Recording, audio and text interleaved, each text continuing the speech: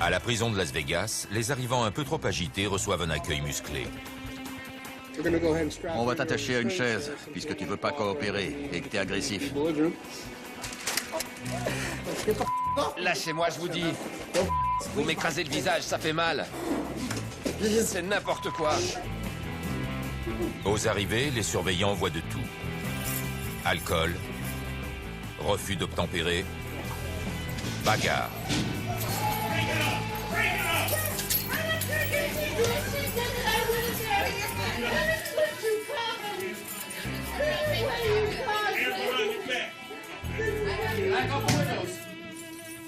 Alors ici, c'est tolérance zéro. Quand il y a du grabuge et qu'on vous dit de vous écarter, vous obéissez, compris? Vous ne restez pas planté là, vous ne regardez pas. Vous êtes en prison. Écoutez-moi, Avant la prison, vous êtes en prison. il y a la maison d'arrêt, où chacun attend son jugement. Entre ces murs se joue l'avenir de ces hommes et de ces femmes. Pendant un an, les équipes de National Geographic ont suivi des détenus et des surveillants d'une maison d'arrêt de Las Vegas. Dans cet établissement qui voit défiler chaque année près de 80 000 personnes, nul ne sait qui débarquera le lendemain. Contre le mur. Bienvenue dans l'enfer carcéral.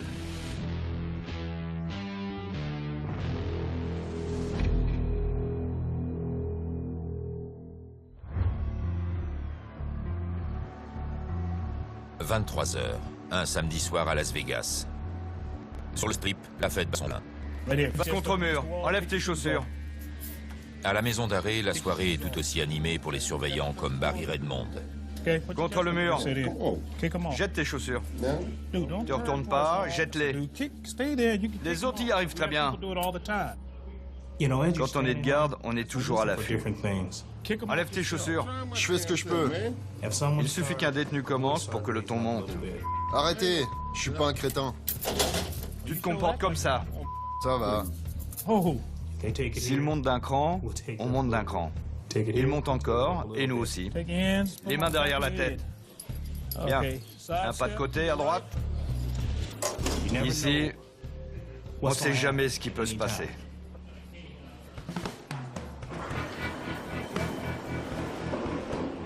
Clark County est la plus grande prison de Las Vegas. Et tout comme la ville, elle ne dort jamais. Celui qui se fait arrêter sur le strip se trouve ici au milieu de 3500 autres détenus. On nous amène des gens pour des infractions au code de la route, des voies de fait, de la violence conjugale, des meurtres, des viols. On voit de tout. Il y a des profs, des avocats, des médecins, des citoyens lambda, des femmes au foyer, des étudiants. Tout le monde se retrouve ici. Près de 80 000 personnes par an passent par la détention provisoire. La plupart sont sous l'emprise de la drogue ou de l'alcool. Vous voulez quoi? Je vous ai simplement demandé de regarder la caméra. Je la regarde. J'arrête pas de la regarder. Il y a beaucoup de récidivistes, mais pour un tiers des détenus, c'est leur première nuit en prison. Je suis là pour conduite en état d'ivresse. Possession de marijuana avec intention de la vendre. Et pas de permis. Alcool dans la voiture et voie de fait. J'ai été arrêté avec une arme cachée dans ma veste. Un couteau de cuisine. Je dormais. Ils ont débarqué et m'ont sorti de ma chambre. J'ai rien fait. Je sais même pas de quoi on m'accuse. Dès qu'ils passent la porte, ça y est. Ils sont en prison. Et ils sont à nous. La privation de liberté est le premier choc en prison. Une notion qui ne semble pas inquiéter ces nouveaux arrivants. Qui met encore des tatanes de grand-père? Pas moi. Wayne? Zach et Joe McIver ont été arrêtés avec deux amis, après que Zach a brisé la vitrine d'un grand magasin. Joseph McIver. Joe a 21 ans. Zach, 19. Approche. Ils sont frères et c'est leur première nuit derrière les barreaux. Écarte les jambes.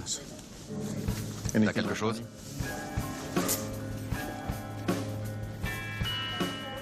Zach McIver. Écarte les joues avec tes doigts. Lèvre inférieure. Lèvre supérieure. Passe la main dans tes cheveux. Tous les nouveaux venus sont soumis à la même procédure d'enregistrement. Va t'asseoir. Avant d'être informés des chefs d'accusation retenus contre eux. Possession de matériel de cambriolage, un marteau. On nous donne une liste des accusations contre nous, avec le détail des délits. Ça craint. Ils m'accusent, ils nous accusent tous les quatre de tentative de cambriolage avec possession de matériel et préméditation. Ce qui veut dire 2 ans minimum. On prend conscience des conséquences beaucoup plus tard qu'on ne le voudrait. Et ça craint. Les nouvelles ne sont pas bonnes. Mais l'étape suivante est pire encore. Prévenir leurs proches et croiser les doigts pour qu'ils paient la caution. J'ai dû annoncer à mon père qu'on était en prison et que la voiture avait été confisquée. C'est la seule qu'on a, donc mon père peut plus aller travailler. En gros, il a dit... Il nous a insultés. Et il a dit qu'on était tout seul. Allô? Salut papa. Avoir des ennuis, c'est peu dire. On croit toujours que tout va s'arranger. Que nos amis ou les gens qu'on aime sont invincibles. Ou qu'il ne peut arriver que de bonnes choses, qu'on peut faire que les bons choix. Mais ça ne se passe pas comme ça. Le pire, c'est quand la famille, les gens qu'on aime à l'extérieur, s'inquiètent pour nous, pleurent quand on les appelle, on culpabilise. On a l'impression d'être quelqu'un d'horrible et de les avoir laissés tomber. Je t'aime, papa. On a tendance à croire que nos parents seront là pour nous, mais je les comprends. On leur a fait un mal de chien et commis une grave erreur. Ça leur coûte vraiment. C'est pas juste ce qu'on a fait.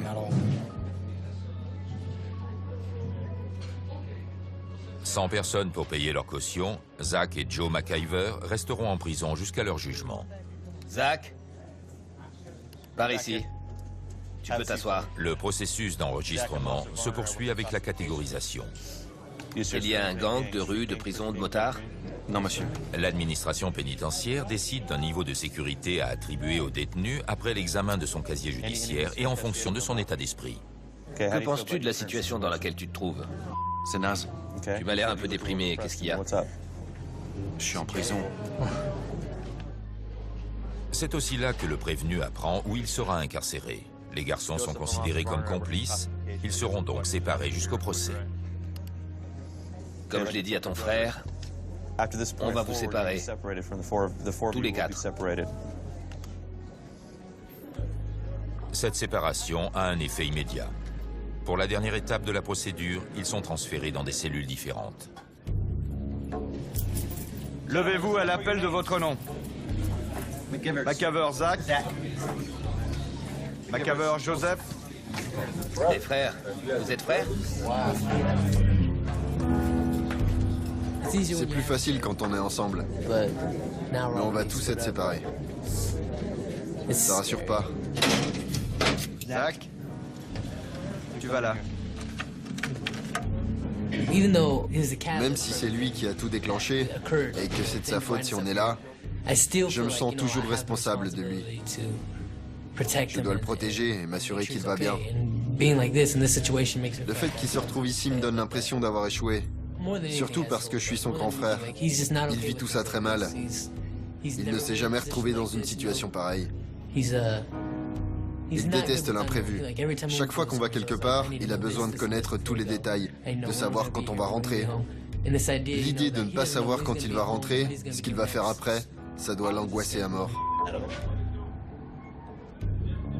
Désormais, les frères se retrouvent livrés à eux-mêmes, tandis qu'ils s'enfoncent un peu plus dans les entrailles de l'enfer carcéral. Jusqu'au dortoir de la tour sud. harder to understand if you neither. This track is filled with ether. No passes I am giving to receivers. So be advised, homie. Somebody finna die tonight. Ces grands dortoirs dénués d'intimité sont truffés d'ennemis et de pièges. C'est la prison.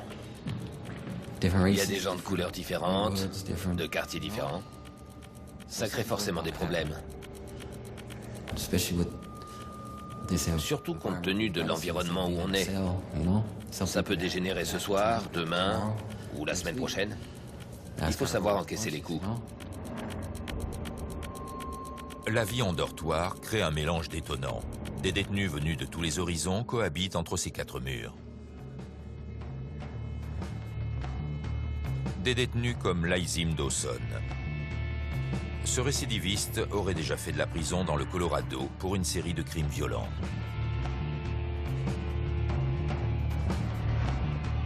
On vient de l'exclure de l'un des dortoirs de la tour sud après qu'une simple conversation s'est soldée par une bagarre. Viens là! Viens là! Tout le monde au trou!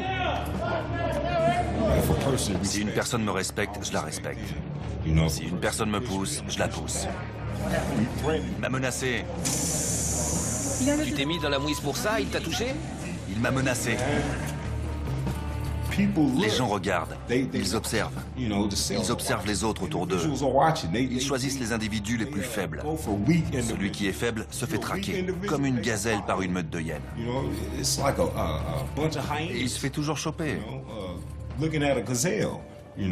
Si la gazelle reste plantée là, et qu'elle n'essaie pas de se tirer, elle se fait bouffer. Je suis pas prêt à me faire bouffer. Je suis un lion. Quand les hyènes viendront, je les attendrai. Laizim Dawson se retrouve en isolement, en attente d'une procédure disciplinaire. Pour l'heure, il est tenu à l'écart de la population générale que les frères Mike Ivers s'apprêtent à rejoindre. Dans ce monde en vase clos où les conflits peuvent éclater à tout moment, les ennuis sont toujours au tournant, qu'on les cherche ou non.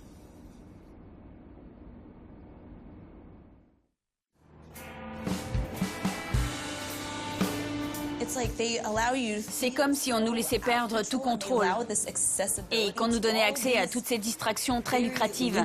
Le sexe, la drogue, l'alcool. Et dès qu'on dépasse une certaine limite, on se retrouve broyé, écrasé. À la merci de la ville. Toutes les nuits, de nouveaux détenus franchissent la porte de la maison d'arrêt de Las Vegas. Parmi eux, Anna Huron.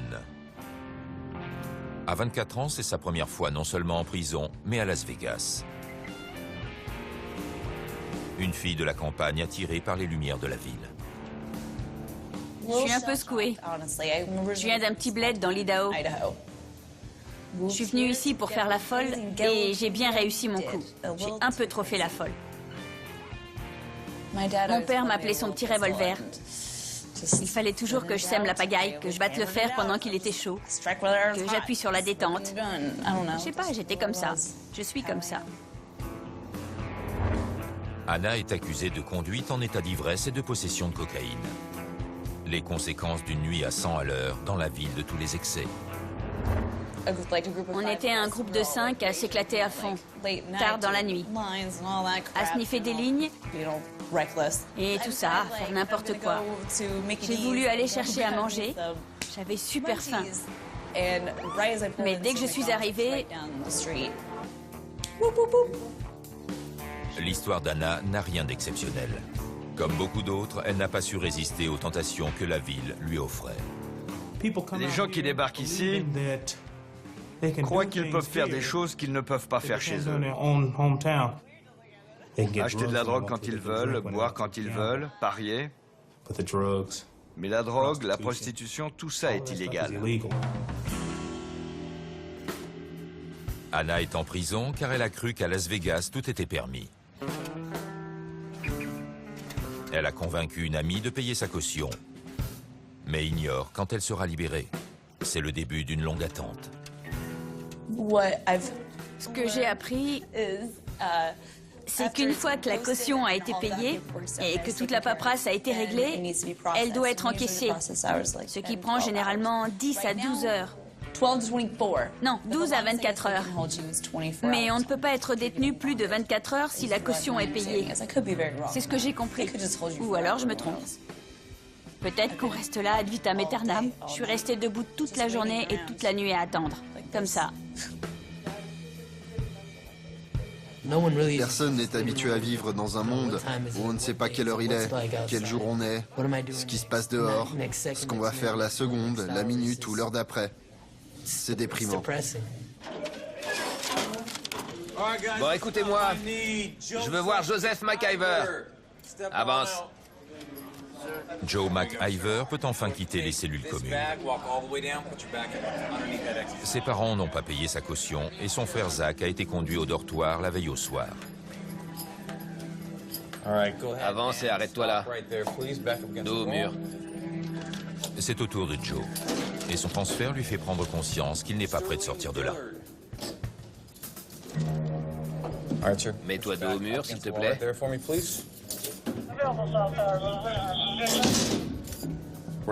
Je vais vous donner une tenue réglementaire et vous conduire à l'étage, d'accord?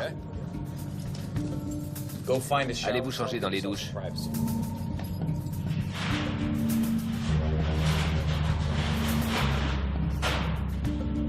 Je pense que personne n'a jamais l'impression d'être à sa place ici. Et d'après ce que je vois, je crois que personne ne se rend compte que ce qu'il a fait lui vaut d'être ici. Je me sens pas à ma place. Et personne autour de moi se sent à sa place. C'est une grosse erreur. C'est bizarre. On pense que quelqu'un va finir par se dire « Je l'ai bien mérité, il faut que je me reprenne ». Avancez et tournez à droite. Et au lieu de ça, tout le monde se dit « C'est la faute de mes parents, de la police ou de la crise économique si je suis là ». Sauf qu'on ne peut s'en prendre qu'à soi. C'est un gros mélange de gens en colère. Tout le monde est en colère contre soi-même. Mais il y en a qui savent gérer cette colère et l'évacuer, sans forcément s'en prendre aux autres. Et d'autres ne savent pas le faire. La plupart ici ne savent pas le faire. La plupart ici ont passé toute leur vie à être en colère et à se battre. Ils ne savent pas se comporter autrement. C'est dur parce qu'il faut avancer à tâtons, faire très attention. Où qu'on aille, il faut marcher sur des œufs. Sinon, on risque de fâcher quelqu'un. On n'est pas en sécurité.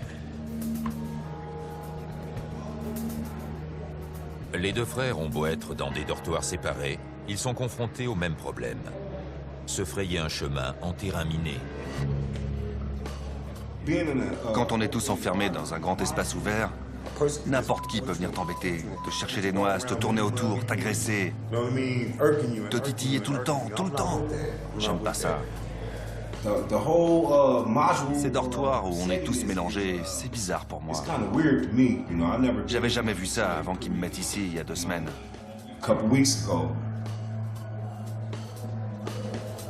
Lazim Dawson commence son 2e jour en isolement. Ces débordements ont mis en branle un long processus administratif. Comme dans le monde extérieur, une enquête est menée pour chaque incident. Les officiers visionnent la bande de télésurveillance pour savoir qui a porté le premier coup. Là, il la repousse. Mais regardez. Là. Lazim Dawson passe la journée au tribunal de la maison d'arrêt, avant de passer devant le conseil disciplinaire. Ici, les officiers Lee et Warner sont à la fois juges et jurés. Le dossier suivant, c'est celui du détenu Dawson.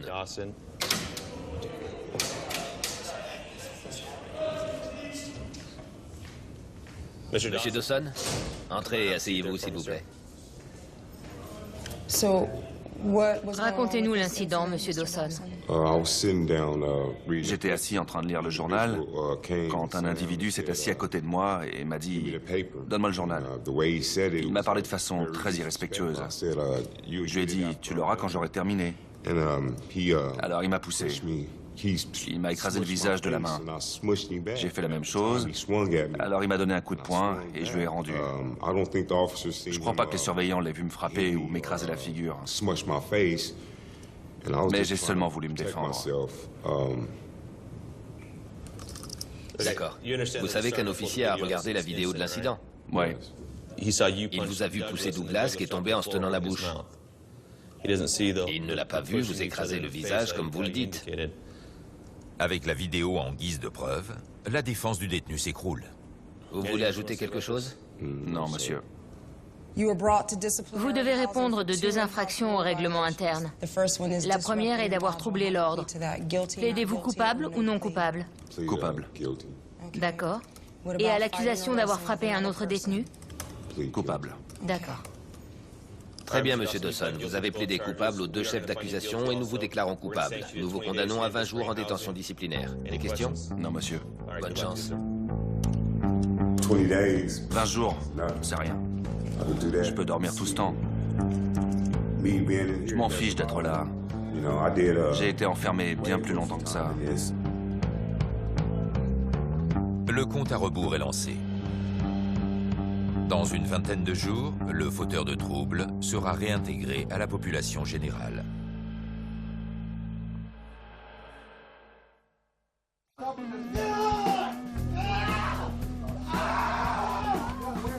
À la maison d'arrêt, tout est affaire d'autorité. Debout! Lève-toi! Dès l'instant où un prévenu passe la porte, les surveillants donnent le ton et montrent qui est le chef. Quand ils arrivent, ils ne nous connaissent pas et ils nous testent. Mais ils comprennent rapidement qu'ils n'ont aucune chance. Ils ont tout à perdre. Tu vas te lever et t'asseoir sur cette chaise. Mais dans un environnement potentiellement violent, la frontière est mince entre maintenir le calme et abuser de son autorité. Il s'est beaucoup débattu? Il est agité. Surtout face à un détenu hostile. On va t'attacher à une chaise, puisque tu veux pas coopérer et que t'es agressif. Ce soir, un nouvel arrivant sous l'emprise de l'alcool est prêt à en découdre. Vous m'écrasez le visage, ça fait mal. Il s'est déjà battu avec un officier dans la rue et on lui a passé une cagoule pour le calmer. Détends-toi. Certains détenus récalcitrants arrivent drogués ou ivres. Et souvent, ils ne veulent pas se laisser emmener sagement. On doit avoir recours à la force. On doit sortir, les faire descendre de la voiture et les sangler à une chaise. Qu'est-ce que vous allez me faire? On veut seulement éviter que tu te blesses. Non, bande de nazes. Enlevez-moi cette cagoule et regardez ma gorge, tout de suite. Regardez ma gorge. Dites-moi si j'ai des marques. Je vais le faire. Vous avez bu? Bah, ça se voit, oui. Consommé de la drogue? Non, pas du tout. Vous avez des envies de suicide? Je ne plaisante pas. Ouais. J'ai eu envie de me suicider après que ce sale type m'a étranglé et étouffé. Ah, mais ça te plaît, hein? Il faut rester calme. Et les calmer. Et si on est obligé de monter d'un cran, alors on n'a pas le choix. Il faut y aller. Généralement, c'est là qu'ils se disent « Je ferais mieux de me calmer ». Ces mecs ne jouent pas. Plus tu te comportes comme ça, et plus tu vas rester là. Alors ça pue. Je suis déjà là depuis des lustres. Depuis des lustres sans avoir rien fait. Je m'en fous. Je m'en fous. Je m'en fous. Je m'en fous. Calme-toi et contrôle-toi. Je m'en fous. T'es adulte maintenant. Donc quand je dis quelque chose, je dois le dire calmement. Exactement. Je reviendrai te voir tout à l'heure. Ouais, c'est ça.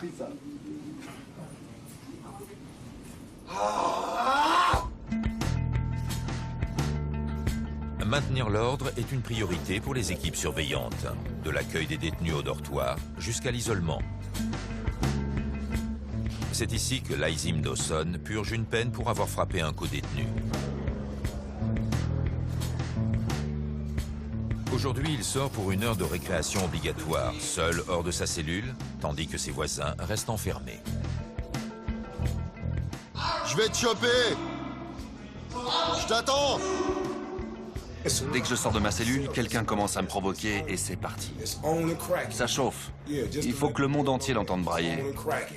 Là où certains profitent de leur temps libre pour téléphoner ou prendre une douche, Dawson voit une provocation à chaque porte. Et il ne se laisse pas faire. Fous-moi la paix, retourne te coucher.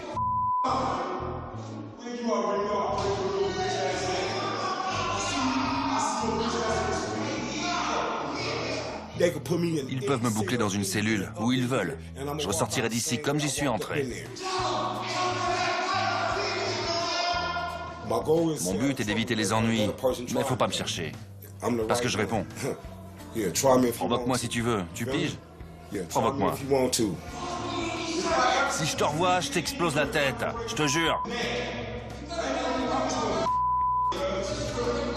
L'isolement est peut-être l'endroit le plus approprié pour un détenu comme Lazim Dawson. Mais sa punition de 20 jours touche à sa fin. En réintégrant la population générale, il va devoir faire un choix. Continuer à résister au système ou accepter l'autorité de la prison de Las Vegas.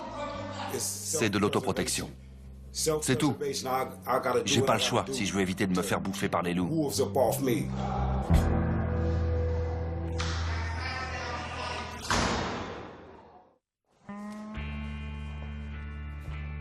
À la maison d'arrêt de Las Vegas, c'est un va-et-vient incessant. 1500 détenus en moyenne sont incarcérés chaque semaine. Un chiffre élevé, même pour une machine aussi bien huilée. On essaie de faire ce qu'on a à faire. Quand on est aussi débordé et qu'on a autant de monde en cellule, c'est vite surpeuplé. Il fait chaud, ça sent mauvais, il y en a qui dorment à même le sol, mais on ne peut rien y faire. On essaie de les garder ici le moins longtemps possible.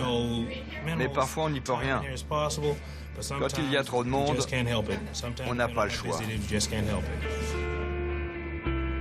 Certains supportent moins bien que d'autres ces conditions d'incarcération. C'est le cas d'Anna Huron, qui attend toujours que sa caution soit encaissée. Ce matin, c'était bizarre. Je me suis réveillée et c'était comme si le temps s'était figé ici. Mais qu'il continue à filer autour de moi. Je me sens malade, je me sens faible et j'ai l'impression de devenir cinglée. Je vais péter un câble. Anna Huron est là depuis plus de 24 heures. Bien qu'elle en soit seule responsable, l'attente interminable l'a conduit à remettre en question le système. Quand on t'enferme dans une cellule comme ça, tu sais pas combien de temps ça va durer. Ça peut être quelques heures. Ça leur fait plaisir.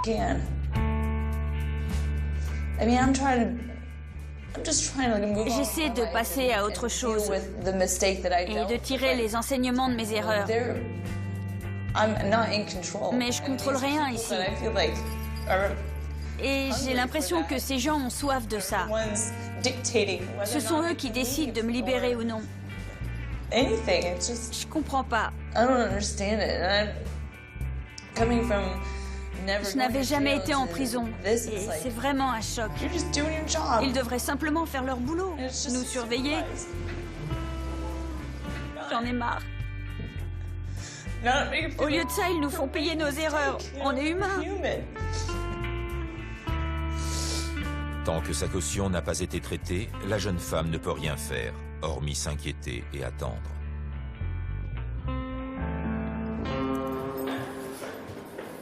Au dernier étage, l'attente est enfin terminée pour un autre détenu.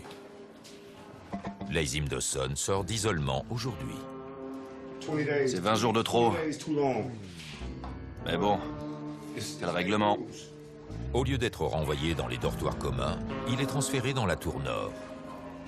Tant qu'il rejettera l'autorité carcérale, il restera en quartier de haute sécurité. Je serai comme ça tant que je serai pas sorti d'ici. Cette prison est pourrie. Pourrie. C'est la pire que j'ai jamais vue. Et j'en ai vu un certain nombre. C'est quoi la différence entre ici et là-bas? Il n'y en a pas. Pourtant, la tour nord est bien différente.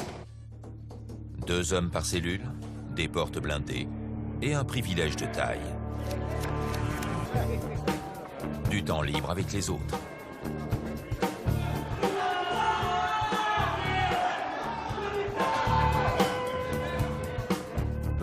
Je suis enfermé là avec des abrutis qui hurlent toute la journée. Bugle pour un rien. J'essaie pas de me faire des amis. Je suis arrivé ici tout seul et je repartirai tout seul. Je connais pas ces types et je veux pas que ça change. Jusqu'à son départ de la maison d'arrêt, Lazim Dawson va devoir s'adapter à son nouveau quotidien.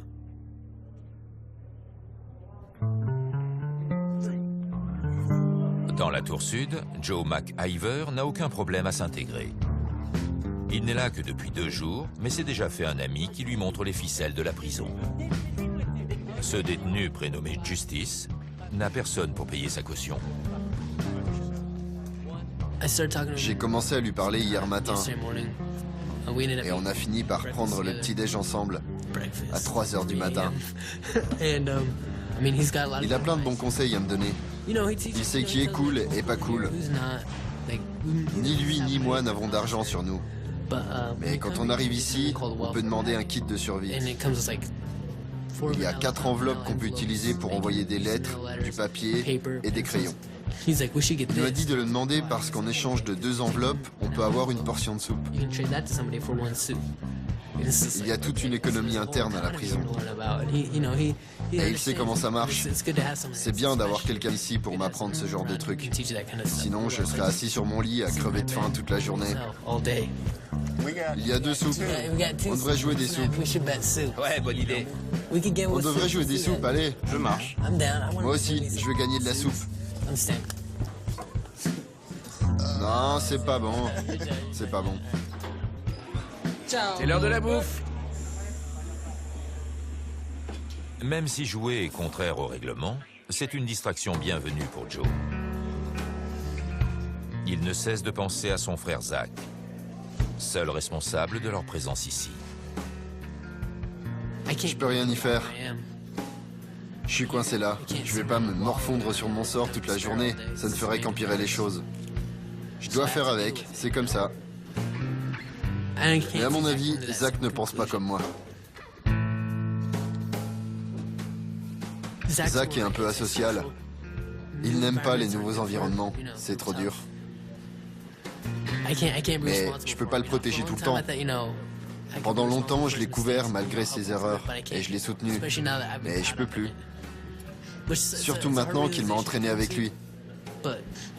C'est dur d'en arriver là, mais j'ai pas le choix. Les premiers jours passés ici, j'ai pas arrêté de m'inquiéter pour lui. Est-ce qu'il va bien? Est-ce qu'il rencontre des gens? Mais je peux plus faire ça. Je dois commencer à penser à moi. C'est nul, mais j'ai pas le choix. Alors que Joe commence à peine à s'habituer à la vie carcérale, il va devoir passer en audience préliminaire. Les 2 frères sauront demain quel sort les attend. S'ils sont reconnus innocents, ils seront libérés. Dans le cas contraire, ils seront condamnés à de la prison ferme.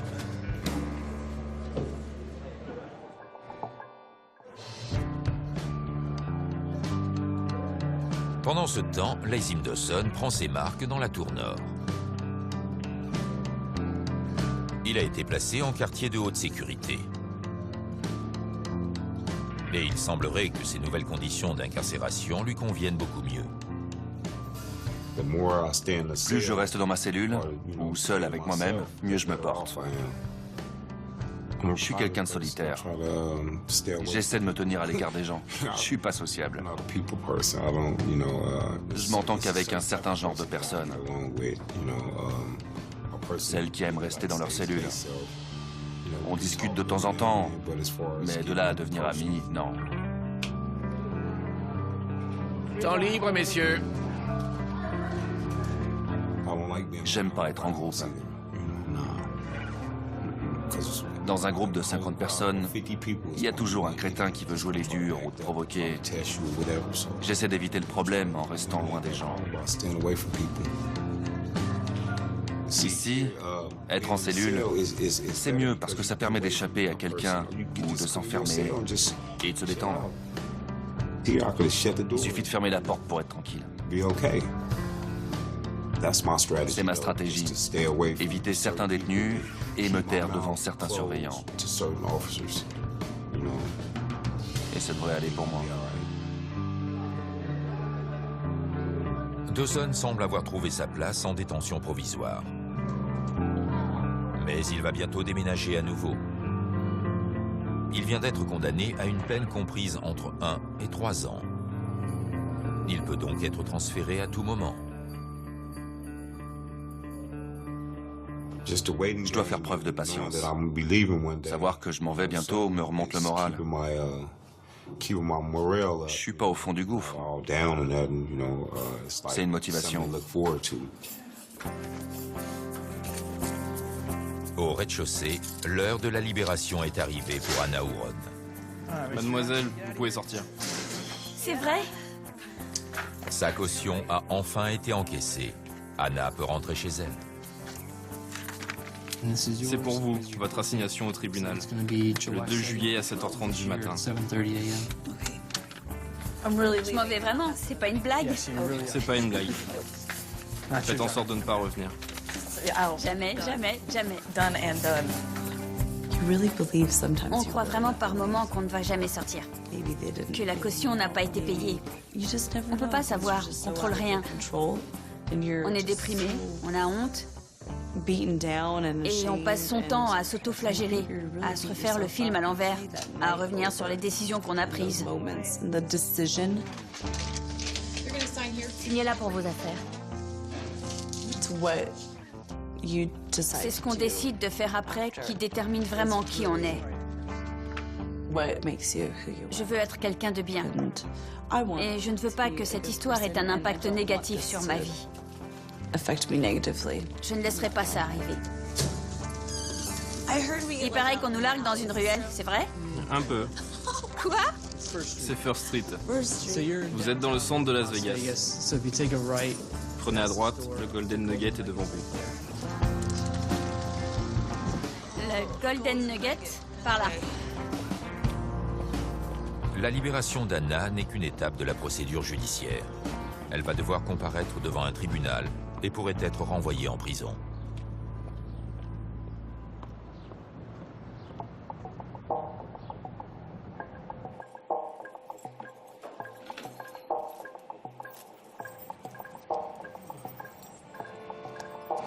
Assieds-toi là en attendant qu'on t'appelle.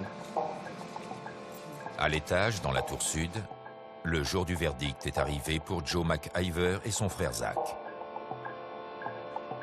L'heure est à la prise de conscience. Je suis accusé de tentative de cambriolage avec préméditation et détention de matériel destiné à un cambriolage. C'est grave. Avance, face contre le mur. Je suis très déçu par mon frère et mes amis. J'ai l'impression qu'ils m'ont menti. Ils m'ont laissé tomber. Zach, du moins. J'ai l'impression d'avoir été trahi. Je l'ai couvert, je l'ai toujours aidé quand il a eu des problèmes. Et qu'il me fasse ça au bout du compte, ça me fait mal. Il savait que je lui faisais confiance, et il s'en est servi contre moi. Le moral n'est pas au beau fixe. Les autres détenus appelés à comparaître sont en route. Parmi eux, Zach. Les retrouvailles pourraient atténuer la colère de Joe. C'était vraiment bizarre. Je les ai vus, ils allaient bien et moi aussi. C'était super. Même si personne n'a rien dit, de voir qu'on était tous en un seul morceau. Ça fait du bien. Ok les gars, on avance. Ils n'ont rien à voir là-dedans. C'est dans ces cas-là qu'on sait si on peut compter sur ses amis et sur son frère. Ils n'ont rien fait. C'est ma bêtise, ma décision stupide qui nous a conduits ici. Et pourtant, ils sont encore là à être sympas avec moi. Arrêtez-vous là, contre le mur. Les frères McIver vont vivre leur premier procès. Ils sont à la merci des jurés. Je vais être fort. Ce qui doit arriver arrivera. Mais je vais devoir faire avec. Qu'est-ce que je peux faire maintenant? Je peux rien y faire. Rien.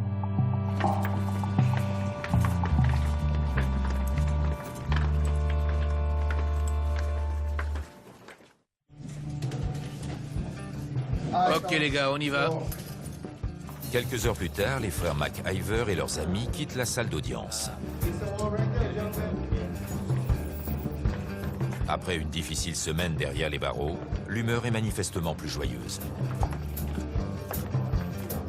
Le juge a déclaré que les preuves étaient insuffisantes pour conclure à un crime. Les garçons devront seulement répondre à l'accusation de délit. Leur libération n'est plus qu'une affaire de jours ou d'heures. Je ne m'attendais à rien. Seulement à de mauvaises nouvelles. Mais en fait, ça s'est très bien passé. Beaucoup mieux que ce que je croyais. J'étais furieux pendant les 5 premiers jours.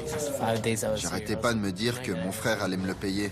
Que si je sortais de là et que je le croisais, j'allais lui faire payer. Mais ça, c'était jusqu'à hier soir et ce matin. Maintenant que je sors, je lui pardonne. Sortez. Lazim Dawson quitte également la maison d'arrêt aujourd'hui. Mais ce n'est pas pour retrouver sa liberté. Il est transféré au centre pénitentiaire du Nevada, où il va purger le reste de sa peine. Même si je vais me retrouver enfermé là-bas dans un aquarium pendant des jours, ce sera toujours mieux que cette prison. Toujours mieux. Ils peuvent me mettre où ils veulent, mais pas ici. Je veux pas rester ici en détention provisoire. C'est atroce.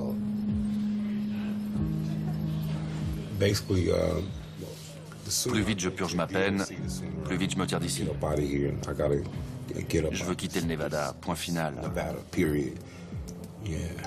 Voilà pourquoi. Tu dois signer pour récupérer tes affaires. Dès que tu les as, on te transfère.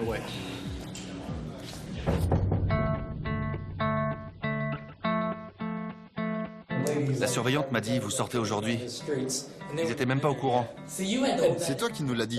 Ils sont arrivés et je leur ai sauté dessus. On sort. Messieurs, vous pouvez y aller. Vous sortez.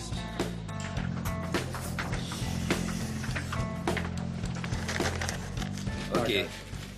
Vous êtes libérés, mais vous serez convoqués au tribunal. Je vous conseille de venir, ou vous allez me revoir.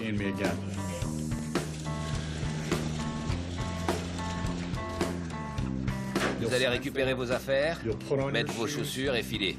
Des questions? Non, monsieur. On est amis depuis la 6e ou la 5e.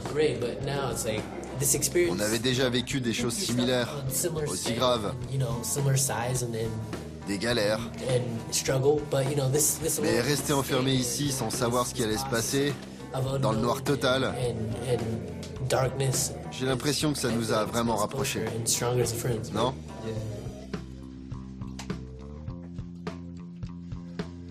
Anna Huron entame sa 2e semaine depuis sa libération.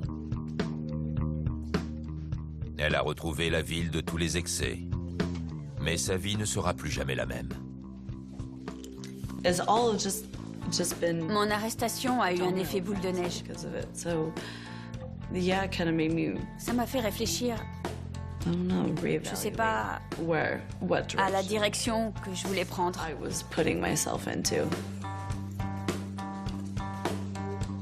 Ça m'a ouvert les yeux. Je vois Las Vegas sous un autre angle maintenant.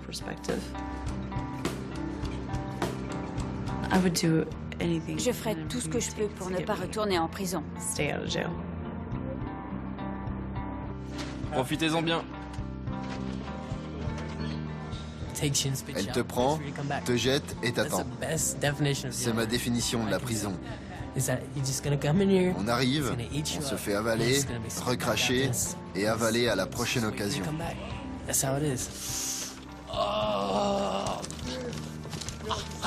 On traverse, on traverse.